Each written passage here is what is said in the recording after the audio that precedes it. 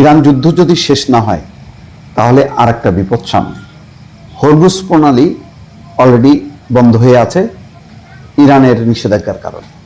এখন বিকল্প আর একটা পথ আছে, লোহিত সাগর, যেটা ইয়েমেনের কুল ঘেঁষে প্রবাহিত, এবং সেই পথ দিয়ে সৌদি আরব অলরেডি 40 লাখ ব্যারেল তারা তেল রপ্তানি করেছে। এরই মধ্যে প্রতিদিন 40 লাখ ব্যারেল তেল পাঠাচ্ছে। এখন হুতিরা অংশ নিয়ে তারা যদি লোহিত সাগরে জাহাজগুলো লক্ষ্য করে যদি ক্ষেপণাস্ত্র ছুটতে থাকে, সেটা ঠেকানো খুব মুশকিল হয়ে যাবে।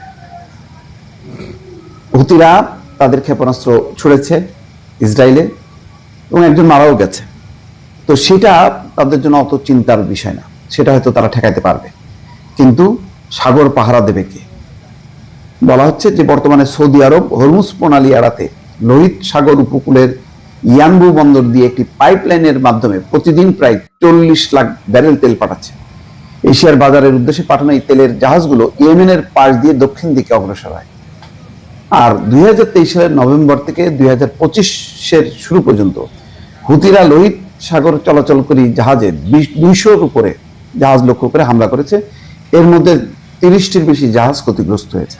এছাড়া অন্তত একটি জাহাজ ছিনতাই করা হয়েছে। ফলে বাব আল মান্দাব প্রণালী এবং সুয়েজ খাল দিয়ে জাহাজ চলাচল প্রায় 50% কমে গিয়েছিল ওই সময়, 23 থেকে 25-এর মধ্যে।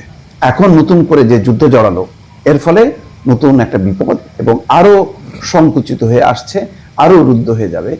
যদি সত্যি সত্যি আলোচনার মাধ্যমে যদি যুদ্ধ বন্ধ না হয়, তাহলে একদিকে হুতিরা, অন্যদিকে হিজবুল্লাহরা 3টা শহরে অন্তত মুখোমুখি লড়াই করছে, অন্যদিকে ইরানও ক্ষেপণাস্ত্র হামলা চালাচ্ছে। এতগুলো ফ্রন্ট সামলানো ইসরায়েলের পক্ষে কঠিন।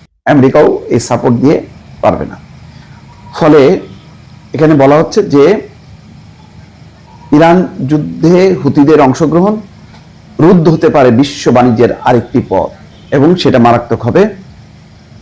বলা হচ্ছে গাজা যুদ্ধ শুরুর পর 2023 সালের অক্টোবর থেকে ইসরায়েলে হুতিদের ক্ষেপণাস্ত্র হামলা খুব একটা ক্ষয়ক্ষতি করতে পারেনি, কেননা এসব হামলা ছিল বিক্ষুব্ধ এবং অধিকাংশ ক্ষেপণাস্ত্রই মাঝপথে আটকে দেওয়া হয়েছিল। তবে কয়েক মাস পরে 2024 সালের জুলাইয়ে পরিস্থিতি পাল্টে যায়।